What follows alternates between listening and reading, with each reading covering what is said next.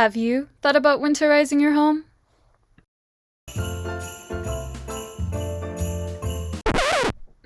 Not quite.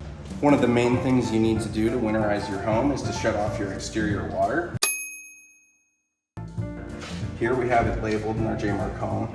And what you need to do is twist your valve to the right until it's completely closed.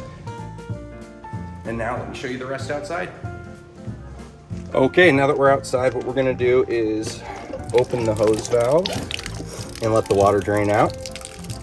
It'll probably take a minute to drain out. There's a lot of water in the pipes, so what you do is you just let it open.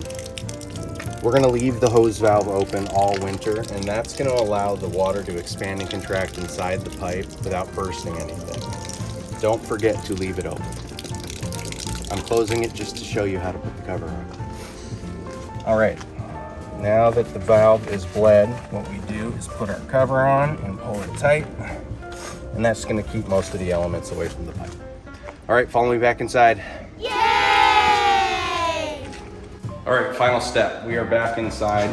Your valve is off in here. The hose bib is open outside. And what you do is you just twist this bleeder valve right here, and you could hear the air coming out. What that allows is for air to travel to and from the hose bib.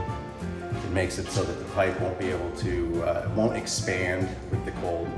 And we are done. That is how to winterize your hose bibs, and you are safe until the spring. Thanks for watching, and keep your eye out for more JayMarc tips of the week. See you soon.